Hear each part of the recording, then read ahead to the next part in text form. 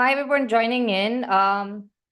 We will be waiting for a couple of minutes before we start.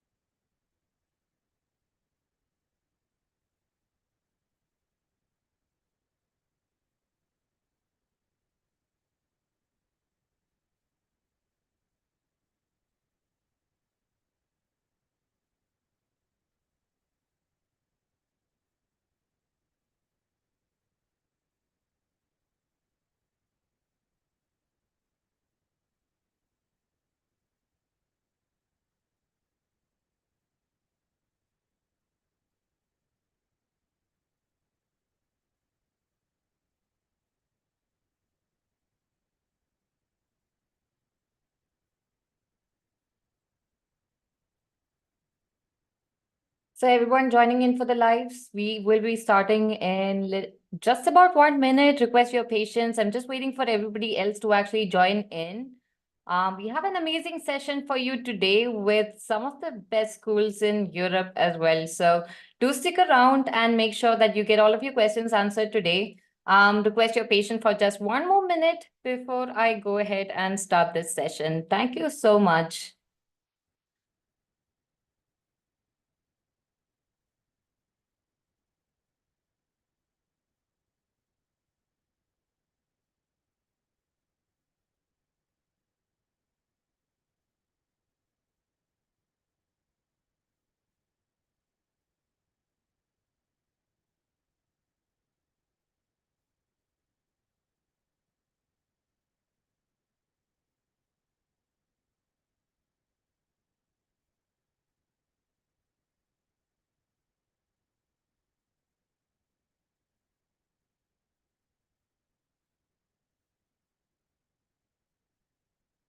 So, all right.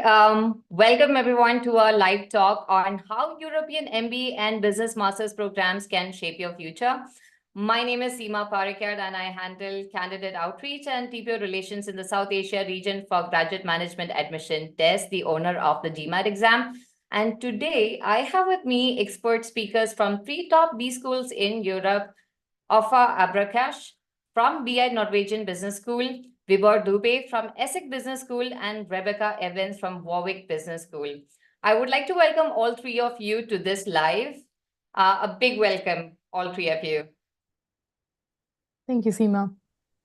Great to have you on board. And for our audience today, in this session, we will be diving into the programs that these B schools offer, the general application process, the timelines you need to keep in mind, and especially how pursuing a graduate management education degree in Europe and in these schools can significantly impact your professional trajectory.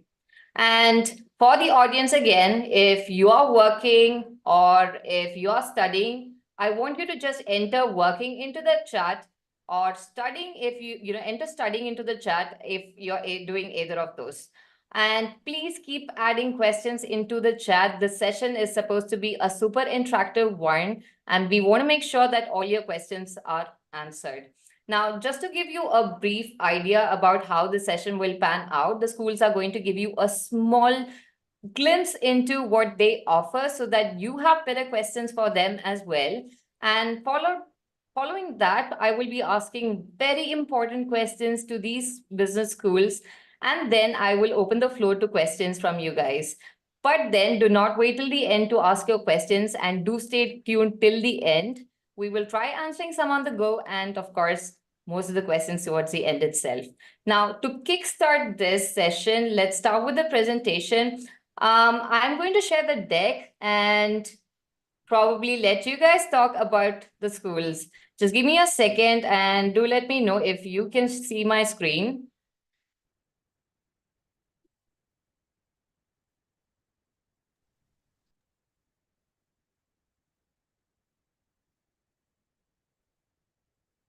Yes, it's okay, Perfect. Rebecca. Awesome. So to start off with, I would request Ouafa to go ahead and talk a bit about BI Norwegian Business School. Thank you. So I represent BI Norwegian Business School, and we can proceed to the first slide. With me here, I have a quote from one of our students about why Norway: equality, work-life balance, democracy, equal opportunity, and sustainability. To sum up what is great about studying in Norway. Norway in general is known for being very safe and clean. There is a strong focus on sustainability. Oslo, where our main campus is based, is a vibrant capital city, which has everything that you expect from a big city.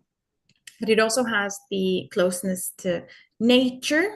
During the summer, you can bathe in the fjord, and during the winter, you have access to these slopes, and you can go skiing and do other winter activities. Everything within the city center, within the city of Oslo. We also have a campus in Bergen, which is the second largest city in Norway. It's a harbor city. And it is close to the shipping and seafood hubs. That's where they're based. English is spoken widely by everyone. There's a high English proficiency. Norwegians learn Norwegian from a very young age in school. So everything is in English.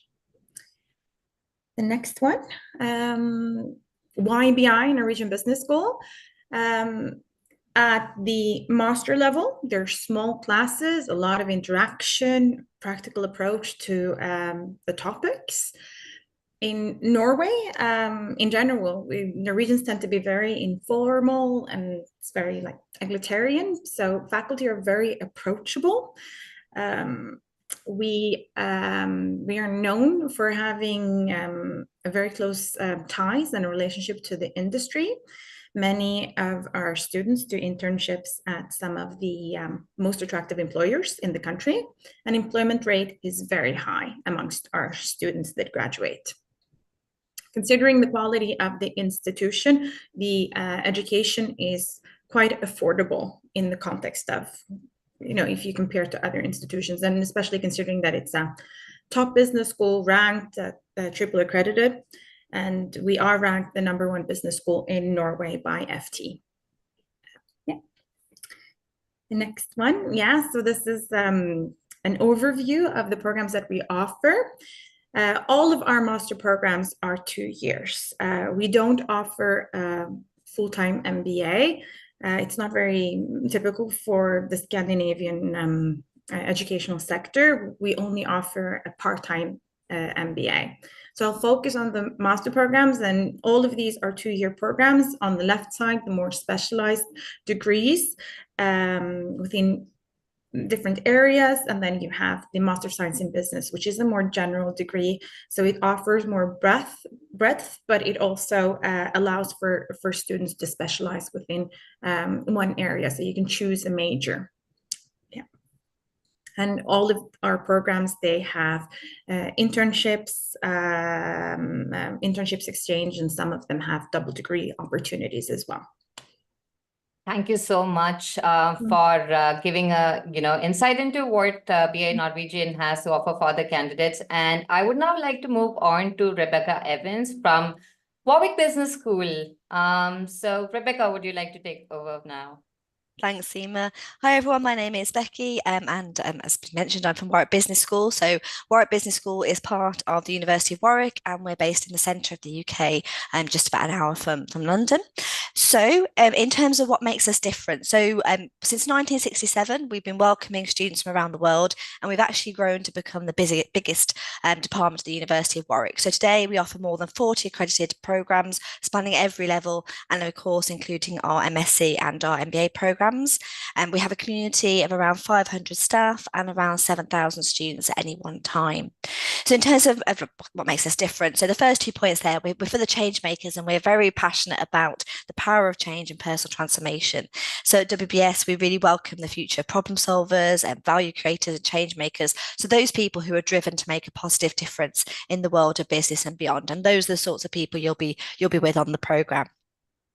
Number 3, thought leadership. So that's all about our research. So at WBS, you'll be have access to the latest groundbreaking research. And over time, our research has really evolved to embrace broader societal challenges and to cross private, public and third sector. So from working with NASA on strategic management to creating change in frontline health services in India and Kenya, all sorts of different things that you can be involved in. And obviously you'll be being taught by and network with the experts in the field.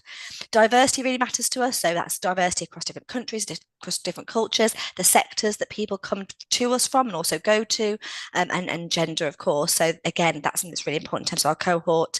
We have a really strong learning environment. So we have our own in-house My WBS platform. We have a new Smart Stage, depending on which of our programs you're most interested. So lots and lots of different ways to learn, in addition to obviously traditional lectures and so on. And finally, a personalised career guidance, which I think we'll probably come into later in the questions. So I won't talk about that now. Next slide, please. Thank you, Seema. So we're aware that rankings are not the most important thing, but we also recognise that our rankings and accreditation are one way to profile our progress. And we're really proud that we participate in the major global business education rankings and accreditation processes. And as you can see, our programmes are consistently ranked highly both in the UK and the world. And these are the ones listed on the screen are just some of them. In addition to the rankings on the right of the slide, we're also really proud to be the first UK business school to be triple accredited and to receive the Athena Swan Gold Award for improving gender equality as well.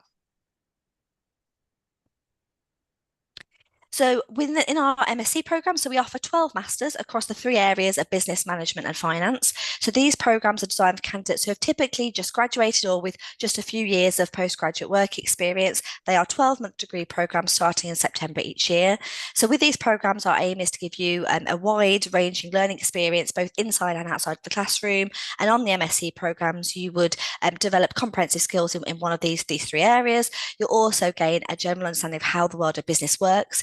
You'll learn from some of the best research, as we've already mentioned, and it will prepare you for a career in specific industry sectors. So that can include, obviously, finance, consulting, information systems, marketing. And then you also have the opportunity to gain extra experience through co-curricular options as well. And then finally, our MBA options. So as you can see, lots of different options for the MBA programme. We have our 1-year full-time MBA programme that is 1 intake each year starting in September, but we also have a variety of part-time options available. We have our Global Online MBA, which is predominantly an online programme, but also with 2 residential face-to-face weeks in the first year and also a face-to-face elective in the second year. And then we also have our accelerator and executive programmes, which involve more face-to-face learning. So many international students do come and do those programmes, but you will have to be in the UK a little bit more, however, not in the same full-time way that you would with the full-time MBA. As you can see on the table there, we have programmes that suit people with different levels of experience who want to be taught in different formats. But all of our MBA programmes are well thought of, really strong in terms of the content that you'll be studying, and obviously a lot of networking opportunities and professional opportunities as well. Thank you so much, Rebecca. Now I'm going to move. I don't want to, waste any time because the audience is increasing. Just to let you know, we already touched more than 500 people already, and that number is continuing to grow. I'm going to move on to another really great business school, ESSEC. Vibhor, I'll let you take over from here. Perfect. Thank you, Seema. So thank you, everyone, for joining us today. I'm going to give you a brief overview of who we are, what we offer, and then how you can make sure that you come to us eventually. So we are ESSEC Business School, a family of 71,000 graduates worldwide today, with 4 different campuses around the world. So we are European Business School, so we are based in France. And our campus is about 50 minutes by metro from center of Paris. We also have an executive campus, which is based in Paris La Défense, which is the business district in France, a very popular area. You must have already probably heard of it. We have our first international campus. We opened in 2005 in Singapore and 2017 in Rabat, So we tried to establish our presence in Asia and African regions. We are very proud to host also a digital campus, an augmented digital campus, which was born 2 years ago and is going very well today. In our full-time undergraduate and graduate programs at any time, we have about 7,500 candidates on campus, on all campuses combined. That represents about 38% of international students and about 100 plus different nationalities. Numbers appeal to people a lot, so I did put a small part on international rankings. You can see we have a few programs that are really well ranked, like the program in finance, which stands at number 3, or the program in management that is at number 5. And of course, we offer triple Crown A accredited school, and therefore the programs do have some level of quality assurance. Next slide, please, Seema. So on offer, we have a good portfolio of about 7 different programs that are offered completely in English. So you do not have to speak any French before you come into the program. However, we do offer French language classes for all the international students who arrive on campus. We also actively encourage students to take up these courses, French language courses, available at a lot of institutions like Alliance Française or Campus France in India. You can take those courses. If you speak French already, you might also be interested in one-year programs that are master spécialisés. So our range is really from bachelor programs, we have 4 of them, to MBA. MBA being executive format, full-time formats. We have customized programs. We have programs with partner universities, focusing on the small segment of masters taught in English. It's a range with a general management program. So if you're a student who is not sure today what you would like to do tomorrow, you have an opportunity to do a generic master in management program that spans over 2.5 years, where you really get an opportunity to refine your professional project. If you are a student, and which is sometimes the case with Indian students who already come with an experience of 1 to 3 years, you can go for our intensive track, which is a 1-year master in management program, very carefully crafted for students who already come with some sort of work experience, and you can apply to that. Otherwise, we have programs that are very focused in finance, in data sciences and business analytics. We do offer options of studying strategy or consulting at Sergi as well. We have a program that is available 100% in Singapore, which is called Marketing Management in Digital. And then here in France, you can also study sustainability or hospitality. So you will see we have a good range of programs that may represent your interest. And all of these programs are taught in English. They are available in France, and some of them are also opening in Singapore. Next slide, please, Seema. Now, should you choose one of the programs that I talked about in my last slide, you might want to understand how you can then, eventually get to your goal. And financing your investment is one of the key challenges that students, especially coming from outside of Europe, within Europe, face regularly. So here are some things that I put up on the slide that might help you to understand how you can sustain and survive and pay for your tuitions. So we do offer certain scholarships for students that is based on excellence, so merit-based scholarships, or it could be diversity based on your geographical diversity or nationality, the diversity of your academic profiles as well. There is an Eiffel scholarship offered by the Ministry of External Affairs, by the French Ministry. You can apply for next year around September.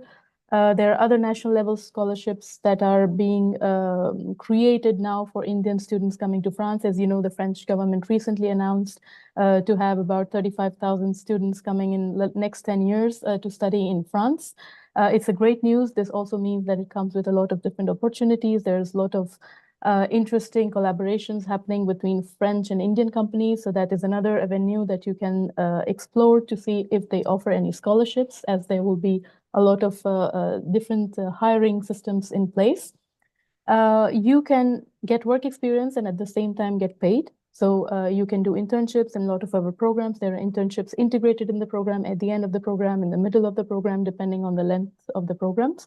So this is another opportunity for you to get paid and get experience at the same time. Apprenticeship is another very interesting concept, especially very common in French business schools where you get to study and work at the same time, and you are given a proper salary. And the biggest advantage could also be that not only you receive work experience, but your tuition is completely taken care of by the contracting company. In addition to this, you have student jobs that you can do over the campus. We have job boards where you can constantly find offers where you can apply. They could be small missions to 6 months missions. There are lots of opportunities. And of course, then we have partnerships with bank loans. So here are some few options that you can already start to consider, because this is one of the big decisions that you will have to take in addition to, of course, preparing GMAT, etc. We'll talk about it in the rest of the webinar. And for the next slide, Seema, just a quick look on that. In case you would like to ask other Indian students or other students from different nationalities how they prepared their arrival, you can go on our website and click on the small T and X, which is on top right-hand section, which is called ESSEC Talk, and you will find a range of students who will be very happy to speak to you on all different topics that you need. Thank you very much. Thank you so much, all three of you. I really appreciate it. One of the things that I could really gauge is there's just a lot of opportunities, right? I mean, the most important thing about this session is also to give the audience the idea about the wide range of opportunities that they actually have and the kind of things that they can actually get into based on their interest. And for our audience who have joined in, who are continuing to join in, so I am Seema Parikar from Graduate Management Admission Council, and my guests here are we have Ouafa from BI Norwegian Business School, we have Rebecca Evans from Warwick Business School, and we have Vibhor Dubey, who just completed the presentation from ESSEC Business School. So do make sure that you get most out of this session and keep adding your questions into the chat. We will be answering all of your questions, and now we are going to move into our Q&A part of it. So my first question, I'm just going to dive into it directly, is to Vibhor, actually. Okay. What advice do you have for candidates when selecting a specific business master's program? How should they align their choices with their career goals?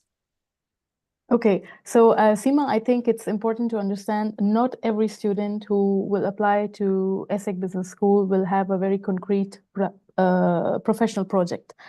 Depending on the programs, people may come with a concrete project, with a very firm idea on what they would like to do. However, ESSEC offers certain programs where you may eventually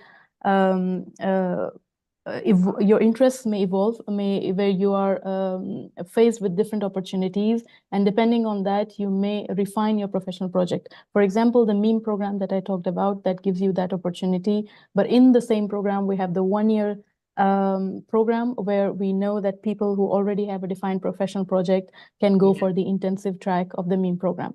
So first thing to understand is that the professional projects, they can be quite tricky when you ask a student who comes from a certain bachelor degree and choosing to go in a completely different domain to acquire sort of double competence.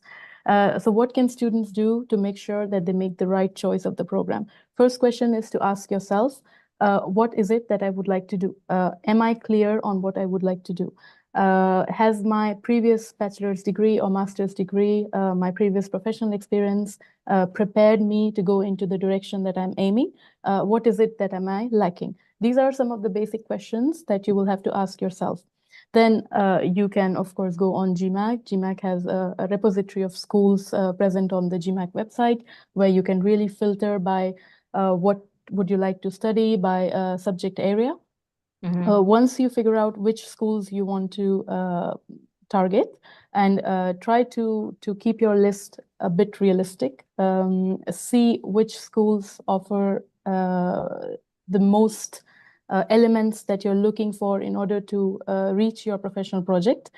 We often undermine the utility of reading brochures, of attending webinars, of talking to professionals that are there to help you choose a proper program. Even the bots that are available on the school website, even they can sometimes help you to filter down the program that would be the most suited to your interest. So take the time that is needed to really to find out that program that is the best program for you. And this needs to be done really in advance, so that what preparation you need to go to that program also requires a certain duration of preparation for exams, for example, for asking for references, for preparing English tests, etc. And so if you plan well, this is really like a job that needs to be done for 1 year in advance.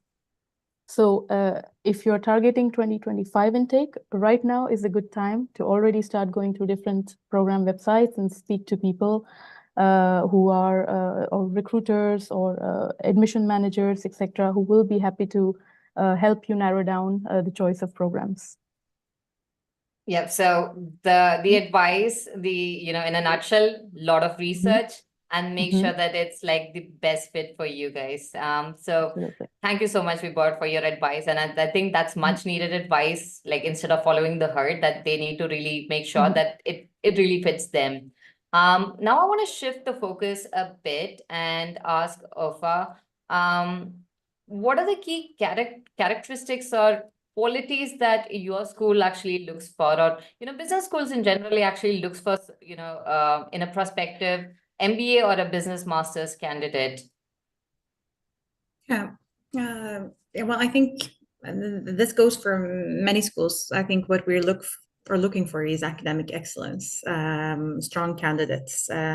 So the number thing we will look at is, the educational background and the GPA, basically. So if somebody, for example, is applying for a very quantitative degree, there will be an emphasis on how they performed in quantitative coursework.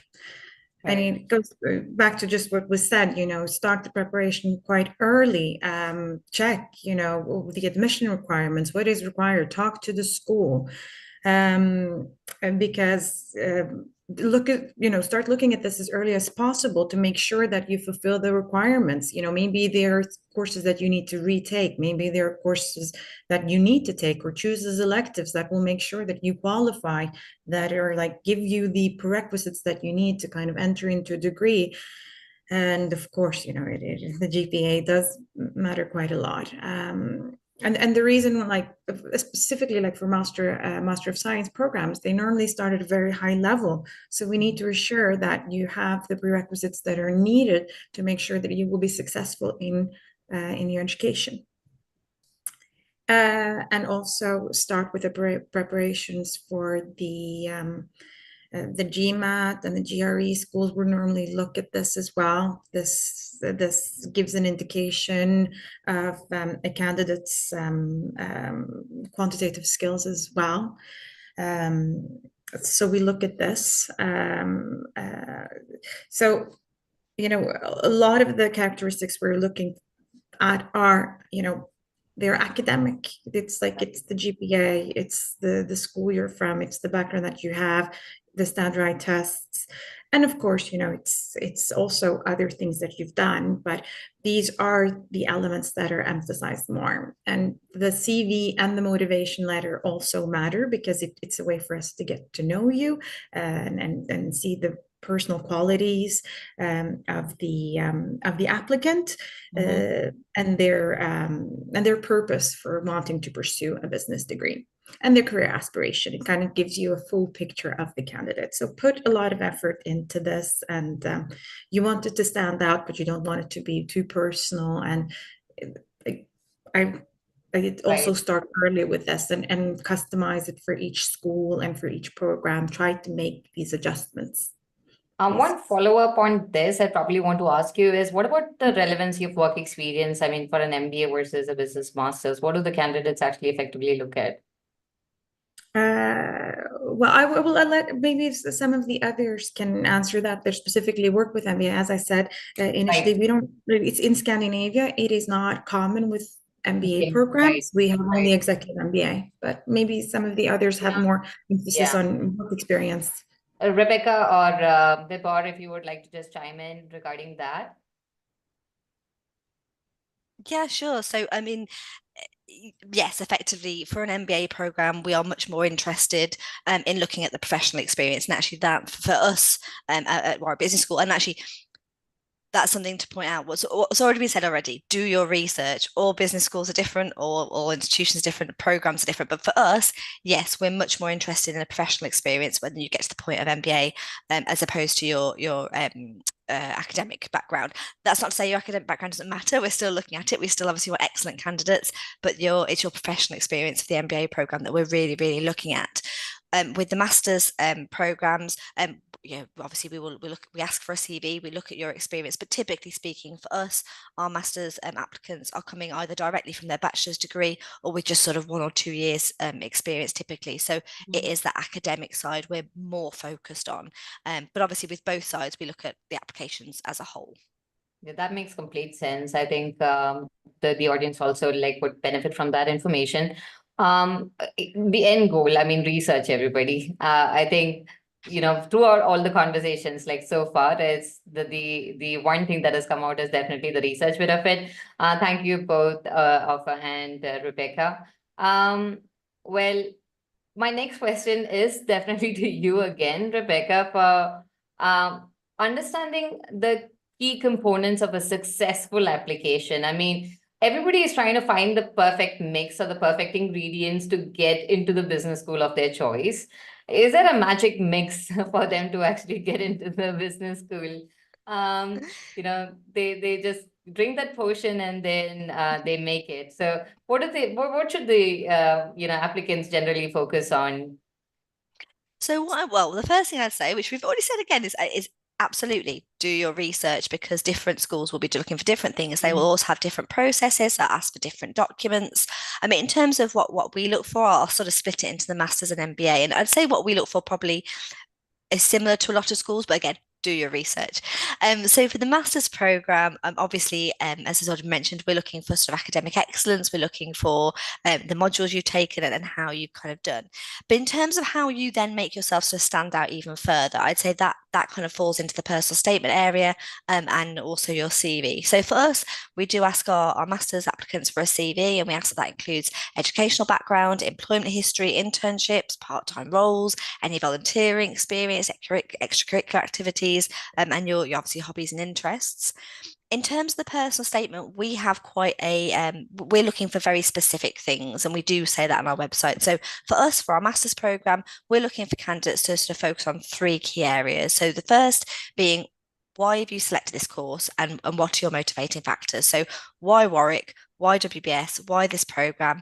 Make sure you're demonstrating that you've done your research. For example, which modules are you most interested in? Show that you understand the course that you want to study, because we really want candidates who have done their research and know they want to come to us and have a sort of a plan, not necessarily an exact plan of where they're going to, what they're going to do for the rest of their lives, but why they want to do this program, what they want to achieve.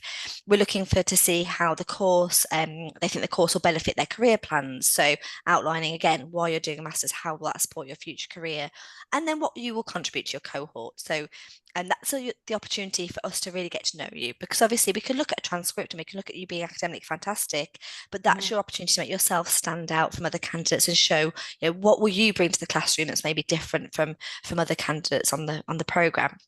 Right. With the MBA application, I'd say we're looking for similar things. Obviously, again, we ask for a degree certificate, we ask for CV. The CV would be more focused on professional experience for the MBA, because obviously our candidates typically have more professional experience.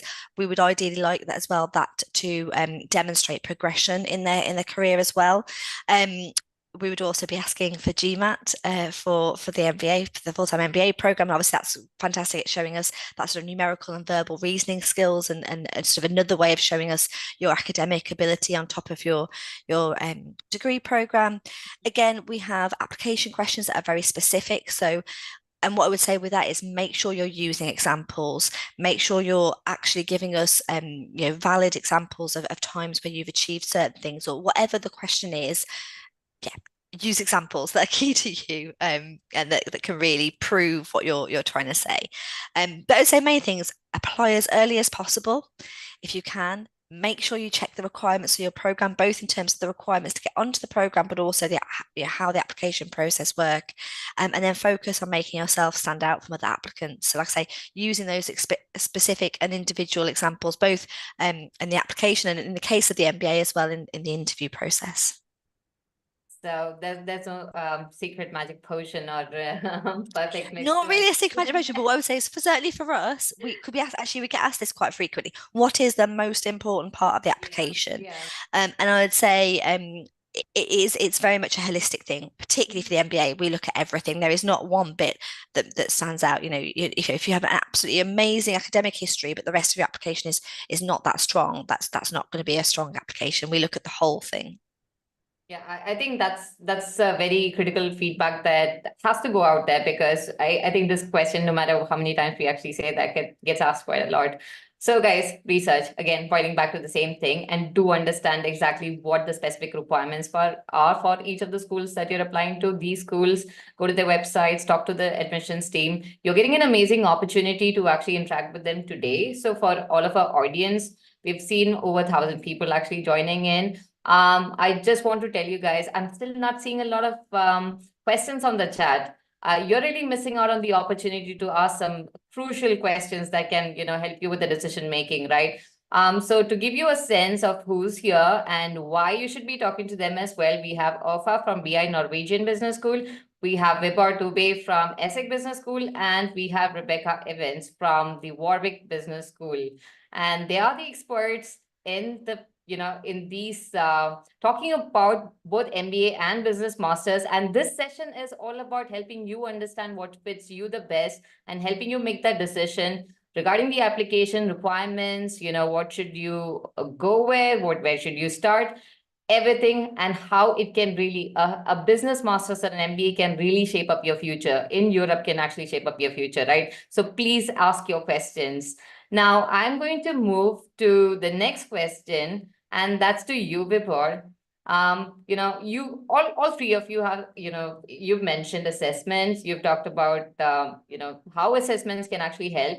But I just want to better understand, I'm sure the audience also wants to better understand, that these assessments, which often form a part of the application process, what kind of insights do you get from it, or what kind of, let's say, if a student has taken the GMAT exam, what does it reveal about the candidate, and how does it actually contribute positively to the admission process? Okay, so thank you, Seema, for the question. I think like the first thing to understand is that, and I imagine that it's the case also for BI and Warwick, is that the application process does not totally depend on GMAT. So do not forget other elements of your application. They're equally important. However, GMAT provides us a certain instant numerical standard that helps us to filter the profiles. We know somebody who has put in efforts to get a certain score. We know that this student has a very likely chance to sustain the program.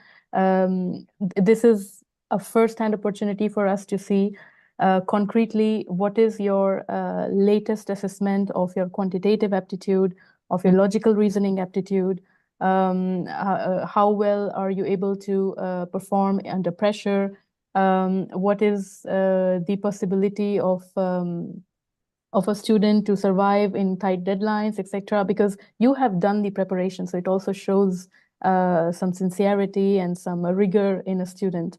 You have survived it, that you have good scores. That shows that you have some resilience and you can, follow through the programs. Some programs are 2 years long. They are quite intense.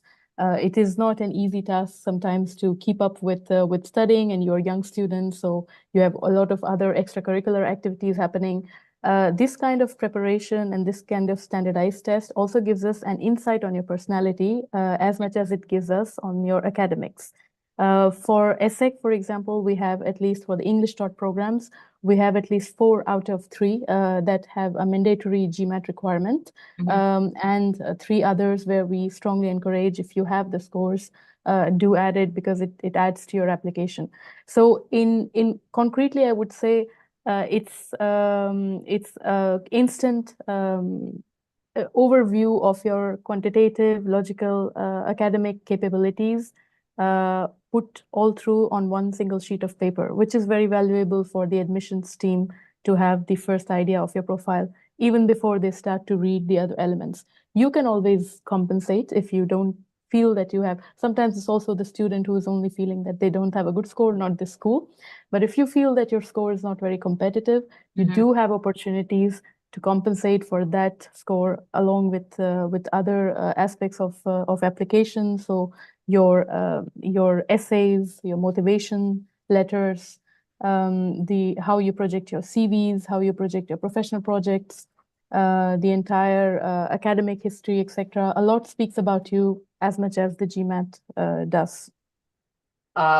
It's so critical. I mean, I think you've just nailed one very important point here. And I think all of you have actually kind of reiterated that aspect, which is, and I think from an Indian candidate perspective, everybody views exams as a sort of an elimination criteria.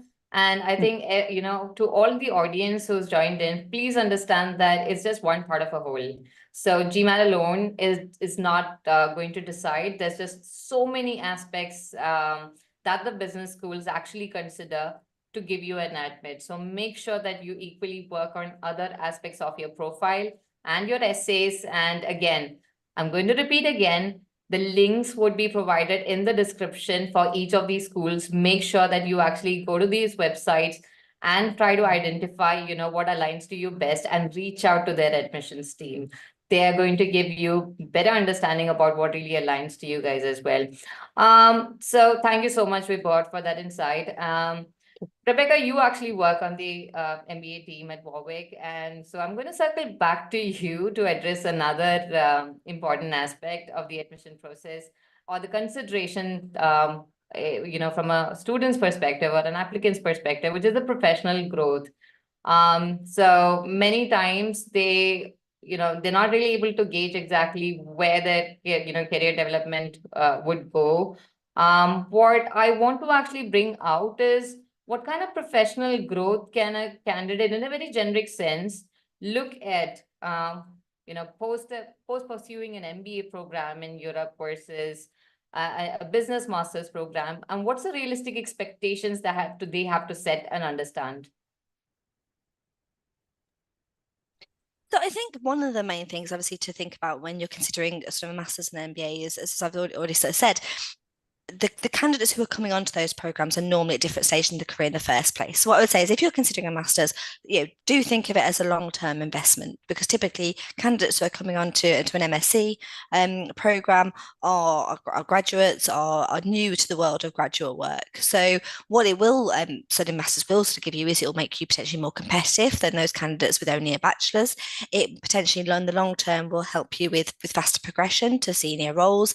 It obviously opens up more opportunities for you in terms of additional specialist routes, sort of linked to obviously to whichever masters that you choose.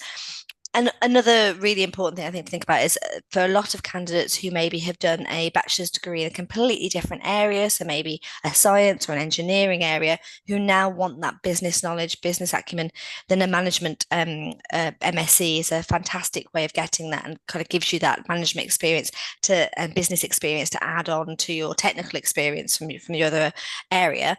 But be equally be aware that straight after graduation, whilst there are lots of opportunities and prospects for you, obviously you're still relatively new to the world of work. Whereas with an MBA candidate, obviously, like I said, they're typically a little bit further into their career. So for us, you have to have a minimum of 3 years postgraduate work experience to get onto our MBA, but actually our average is more like 8. So those candidates are normally much further along in their career program, and typically with that, those students want to do one of two. Well, I say want to a few different things. So quite often candidates come to an MBA because they want to pivot into a different role, or alternatively into a different sector, or maybe they want to stay in the same sector, but they've got to a point where they feel that for their progression, either it will accelerate or it will enable them to progress further, normally into sort of those managerial areas. So in terms of giving them some more opportunities, giving them more leadership skills, and it will help them get to those areas faster. So obviously both will absolutely, have the potential to greatly help your career and accelerate your career. But I'd say they would do it in a slightly different way and maybe a slightly different scale. So not anything is possible, but I wouldn't expect to do a master's straight out of your bachelor's degree and get to the same point maybe that an MBA candidate has in 8 years' time plus MBA. Right. So it's definitely the point at which they're actually starting, isn't it? Some people would actually choose to start earlier versus, some people, that's a choice that they have to make. I mean, definitely we can't make it for them. So it's different people, different paths, different choices, and it's all individual, and it's what reason you want to do that MSc or that MBA. Like I say, is it because you want to pivot? Is it because you want to get business experience because actually you don't have any management or formal business experience in your previous either career or in your previous bachelor's degree? Right. So Mohit, who's asked the question quite relating to what just Rebecca spoke about. So you have a lot of opportunities to explore in master's programs as well if you don't have an experience. But ideally, I would also request you to, once the session is over, to go back and re-watch the video, because in the initial part of the video, all the 3 schools actually presented their, texts and talked about the various programs that's actually available. So do make sure that you actually explore that or visit the school websites. The links are actually provided in the description as well to make sure you do that. And the second to last question that I have, it's for you, Ouafa. The major question, I mean, a lot of people, when they actually think about an international education, they feel a bit intimidated rather about the entire process and the entire journey. How do business schools in general kind of support students through that entire journey? I mean, the pre-part of it and from the application to throughout the entire education and beyond. I know it's kind of encompassing a lot of things, but that a string, a collected or a coherent journey would really add a lot of value to the candidates. Yeah, so I think the first step, it starts, with familiarizing yourself, choosing the program and, starting the application process. And I think most schools, they have people that are ready to help you with this. Then they offer counseling sessions. They're there to help you fill out the application. For us, we have students that are from the region or from the same country that are there to help share their experience as a student, to kind of help with that as well. And then we need to make sure that you make it safely to Europe and, well, to Oslo if you are coming to Norway and to study with BI. So we assist students with the student permit and with accommodation, because one thing is selecting the institution, but then it's like everything connected to it, with the accommodation and everything in an unfamiliar country. So for our sake, we guarantee affordable housing for all international students to kind of remove some of these concerns and these barriers with moving to a new country. And then there is the orientation week with a lot of activities for students to get to know each other and people both in the same class, but also from other programs. And I think most business schools, they offer so many services and resources to their students. So when you start at a new academic institution, I would familiarize myself with all of their offerings and all of the resources they have and take advantage of that. I think that more students could be better at taking advantage of all of the offerings that business schools very often have. For example, I see that we have a lot of free workshop for specific skills. It could be like for programming and different programming languages at many different levels. And if there are language courses offered by the school, like in their local language. At BI, we do that. We offer Norwegian language courses at different levels for people to kind of like, it will always help you as well in your job pursuit. So a lot of corporations have English as their work language, but it's nice to just know the local language and be able to talk it a little bit. So on campus, we do offer Norwegian courses. And we care a lot about health and student well-being. So we have a gym on campus, we have a healthcare center.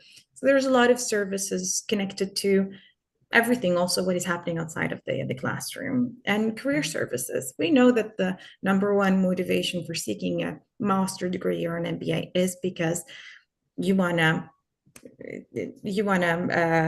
enhance your career. So career services that help students with career counseling and preparation for job search processes, and also internship placements. And we do know as well that many of our students, they do end up staying in Norway. So it's important for them with the job process and understanding the culture and understanding what kind of opportunities they have. So and I think most business schools also facilitate for networking and for an alumni community, so people stay in touch also after they finish their education, both with their classmates and with the institution.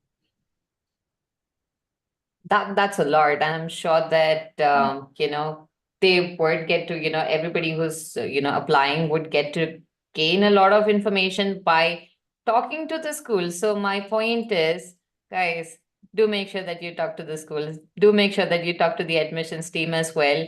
They're already here giving you a brief overview about all the kind of things that you have, but this is just a very short session, and we wouldn't be essentially able to cover all of the best aspects of these schools and the best things about actually doing an MBA or a business master's in Europe, because it really can transform your future. The most important thing is repeating what all of the three panelists have already spoken about: research, put in your commitment, and take that first step, because you do have a lot to gain from actually going ahead with that kind of plan. Ouafa, you actually mentioned career support services. So I'm going to ask this question to everybody. I think two important aspects here. One is definitely alumni. I think, from an Indian candidate perspective, not everybody is really completely sure about how to make the best use of connecting with the alumni and how important they can be later with respect to the career support as well. So keeping both of these aspects in mind, I would like to, each of you to give a bit more insight about the kind of career support services that essentially you guys offer, and also about how important, it's to connect with the alumni as well. Vibhor, do you want to kind of go for it first? Okay, yeah. First thing you should know, especially as we are conducting a session for Indian students, is that about 90% of Indian students or Indian graduates actually in the last 20 years in ESSEC that have found jobs outside of India. This means that the one thing, I would proudly boast we do really well, is to open your minds to understand that you're coming from India, you're studying in France, but you're not limited to that. You're not just limited to two countries. You have the entire world. You have a huge réseau, so a huge network of about 71,000 alumni present around the world that will help you. You have the internal career support services present on different campuses, whether you choose ESSEC France, whether you choose ESSEC Singapore, whether you choose ESSEC Morocco, you will have somebody to help you. Each year, Career Services is developing more and more tools. For example, this year we have the online learning platforms and self-learning platforms. So if you don't have the coach immediately and you need an answer, you can go on these online learning platforms and find an answer to yourself. You are able to speak to a coach specialized in an industry. You're able to attend workshops on campus. You have different companies that are coming offering jobs that could be fairs, that could be industry specific, they could be company specific. You have BCG consulting days, you have L'Oreal days for people who are interested to go in luxury, you have LVMH days, you have so many different types of events happening on campus. Plus, we have region-specific preparations. So working in Latin America, working in India, working in Africa, working in Southern Africa, you have a plethora of events. In fact, every 10 days, you receive a newsletter which has about 8 to 10 different events which you can attend. So there is an overwhelming choice of what we do in terms of helping our students, and not just limited to one campus, but different campuses. So students studying in France, in Singapore, in Morocco, they are not just limited to where they're studying and where they're coming from, but they can go to any other country they want with the help of alumni, with the help of the career services, etc. The only thing that you should know is you should have two things to do. When you graduate, you should keep in mind two things. First is keep an open mind. The world is not limited to India or France or India or Singapore or India or Morocco. It's huge. You have lots of opportunities. And the second thing is that if you are willing to reallocate to a different country, let's say you want to go study in France, but will go work in Germany, be willing to learn the language and the culture of the country that is hosting you. I think it's a very enriching experience to discover a different culture, working culture, living culture. And it is considered as a mark of respect in many different countries around the world. When you learn their language, when you learn their culture, when you try to integrate, it's an excellent sign. Also very good for your career progression. So these are like some of the few things that we can do in terms of career support for our graduates and also our current students. Rebecca, would you like to add more to that? Yeah, sure. So at Warwick, I mean, obviously we have lots of similar things. One thing to mention is that you have access to our career services from the point that you have you accept your offer. So you actually have access to career services even before you join WBS. Partly because for many sort of sectors, actually, you need to be applying very, very early on in that masters or MBA for the role that you want to do post masters and post MBA.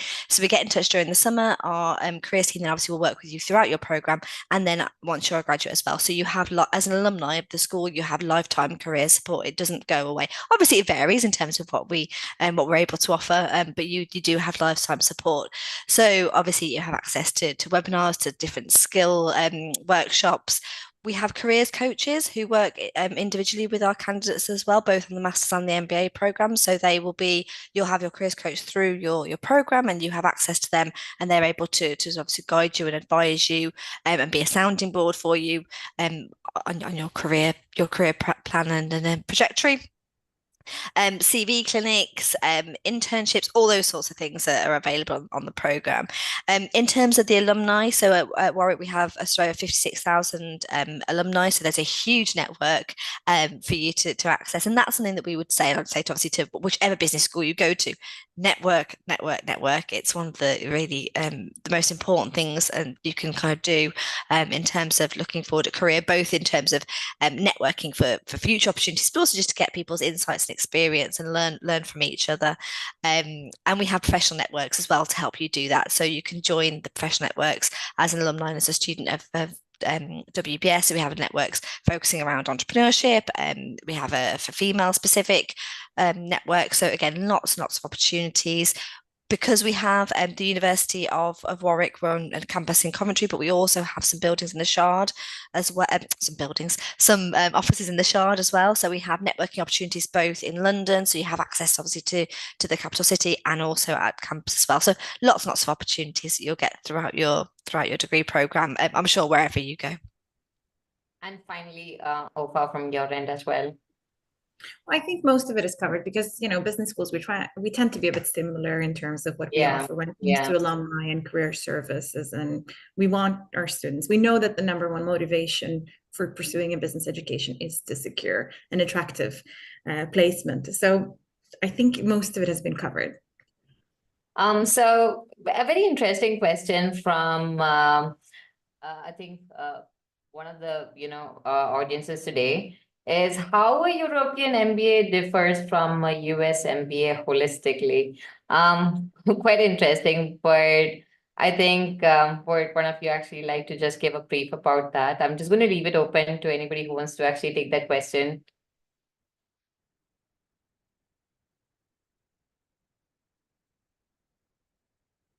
I'm not specializing in MBA, in business masters, but I can tell from experience it's the price. Maybe Rebecca, you can I was you going to can say, and the comment. other thing is I mean, it depends obviously where you're studying, but for us in the UK, it's the length. So typically in the UK, most master's programs, whether it's an MBA or whether it's an MSc, is usually 1 year length. Obviously in the US, that quite frequently it's 2 years. So you can kind of get through the MBA more quickly and move on to obviously career more quickly. I think that the style of teaching in the US and certainly in the UK, and I'm guessing from my colleagues in sort of other countries in Europe, is again can be quite different. I think again, this is where I'd say absolutely do your research. Look at the course content, look at the length of the course, look at the price of the course, look at the scholarships available, look at how they teach, look at the career service, because you will find obviously huge differences between different countries, but also even with two different institutions within the same country or same state will be quite different. So yeah, definitely do your research, but yeah, cost and length are definitely two of the key things I'd say. So the answer to you, who's asked a question, is definitely understand what your interests align towards and do your research and find your best fit. I think at the end of the day, it's really important for you to actually identify the program that you align best with the most. And there's just like so many elements, as all of our speakers have actually spoken about, that you really need to have a grasp over before you just dive into something without really being sure about it. So do make sure that you do that. One more question, and we'll probably have to wind up in a bit, but this is, I think, another myth we just definitely have to demystify. I think Mohit is the one who's asked that question. Is there sorry, Akash, my bad. Akash has asked this question. Is there a specific GMAT score range that's considered best? I know before you actually mentioned it earlier that there's a high and low score, but I'm leaving this question open to anybody else also who wants to answer this. Is there for any of the assessments, you do have a specific score range that everybody has to get into?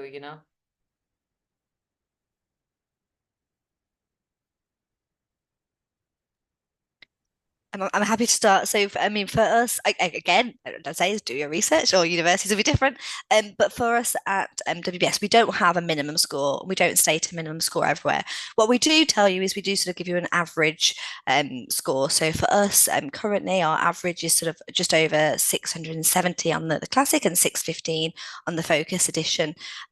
But that is an average. So obviously some candidates might do much better on the GMAT, but that doesn't mean that you can skimp on other areas of your application. Equally, some candidates might be slightly below that, but have got a lot of experience or something different to sort of bring their application up. So it is very much a holistic thing, which is why we don't have a minimum score.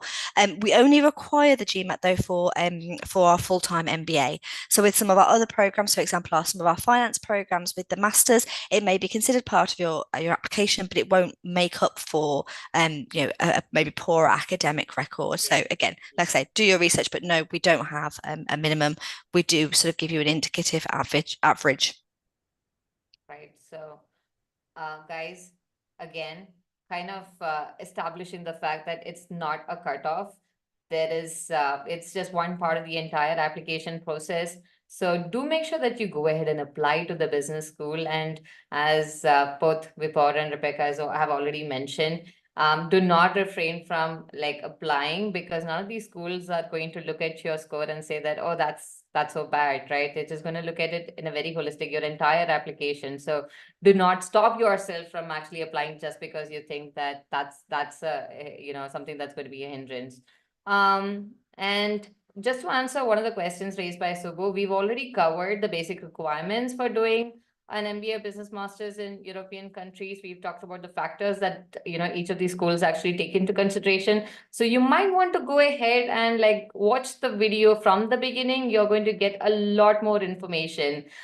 We don't have any more questions from the students, but I do want to just like touch upon one last thing. Often this is something that, I've seen, applicants actually think and ask, is let's say an English language test an option, or, do they really have to kind of give it at any cost, or, is there some point where in which, let's say an IELTS or a TOEFL that they don't have to actually take?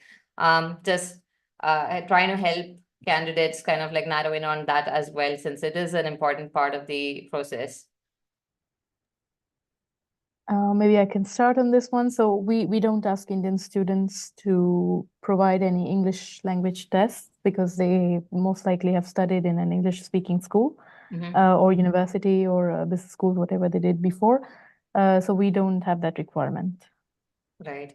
Ouafa, I wanted to ask you the same thing as well, and especially considering, Yeah, if a student can document that they have studied in English, it's normally waived. So it's the same as at ESSEC.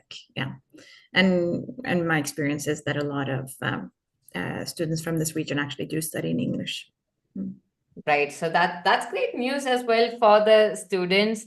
And we've kind of like come to the end of the session. There's like a lot of things I probably want to ask you as well. So, but, and again, from the students' end also, but I'm going to repeat myself again.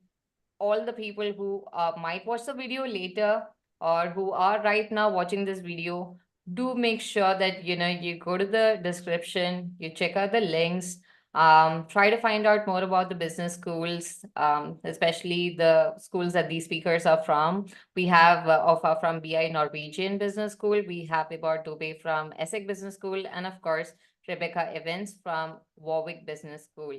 And they have spoken a lot about the kind of opportunities and the diverse options that you actually have when it comes to business masters, as well as, looking up an MBA program and the kind of requirements and the kind of opportunities that come with each. So do make sure you, go ahead, research, come back, watch the video for more information if you missed the earlier part of it. But we're going to conclude this session. I want to thank each one of you for participating as a speaker in this session. I really appreciate it. You've given some really valuable insights today. So a big thank you to all. Thank you so much, Seema. And thank you everyone for joining. Right. And before we wrap up, I'm going to pose a quick concluding question. Any final piece of advice you have for the individuals who's thinking about studying in Europe? I think start early. Start early. Start early and do your research. Start early. Talk to us. I think Rebecca has actually mentioned numerous times you need to do your research, and everybody has said that as well. You need to do your research, and guys. So the panelists all agreed to one, which is start early. On that note, also we've had over 1,500 people attending this and watching the live, and I really appreciate everybody for showing up. If you have any questions unanswered, I've already mentioned where you're going to find answers to those questions. And on that note, big thank you and good night, at least from this side. Thank you. So thank you so much. Bye. Thanks. Bye-bye.